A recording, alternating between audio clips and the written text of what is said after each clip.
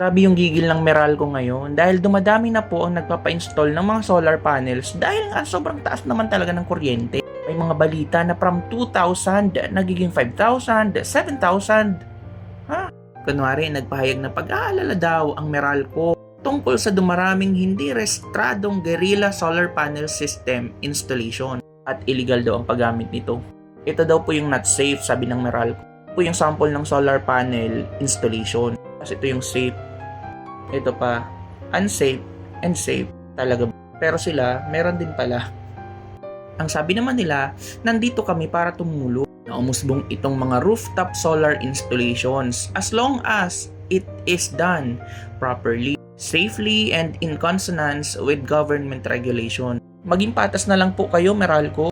Dapat gawa kayo ng mga resolutions nyo. Babaan nyo talaga yung singil ng kuryente. Para hindi na talaga magre-resort yung mga mamamayan na mag-avail ng ganito. Alam nyo ba, ang ibang companies nag-offer pa, magpapakabit ka sa kanila pero yung bayad mo sa kanila, utal-utal.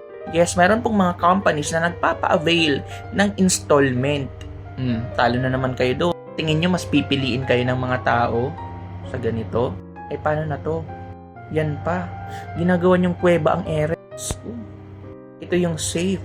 Si kuya kung nangingitlog lang, pwede nang pangitlogan yan. Ito pa, mukhang nagka-problema pa si kuya. Isipin mo, ganyang kahirap ang trabaho nila. Tingin nyo, safe pa ba ang ganito? Diyos ko, Meralco, wrong move lang mga electrician dito, matutusta talaga sigurado. Diyos ko, ginawa ng isaw yung wires. Ano ba yan?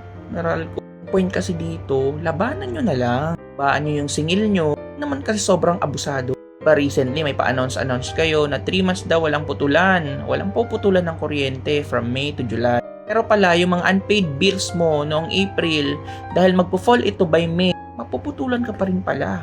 Hindi po yun klinaro ng Meralco. Kahit na yung ERC nag-announce na no disconnection, talagang masakit sa ulo. Mga announcement ng ERC, hindi nyo sinusunod. May sarili pa rin kayong batas. Since mas maganda naman yung offer ng mga solar companies, baka lahat ng mga tao sa probinsya, eto na, pa-urban siguro, rural, lahat magaganyan na kasi walang delay eh.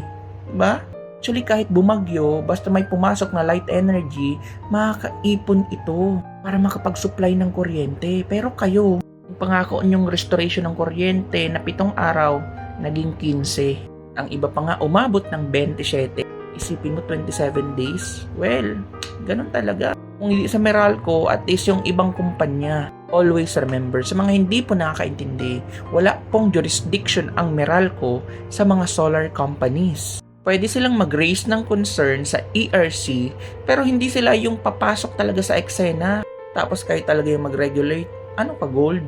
Salanan nyo yan kasi nagpapakita kayo ng incompetence.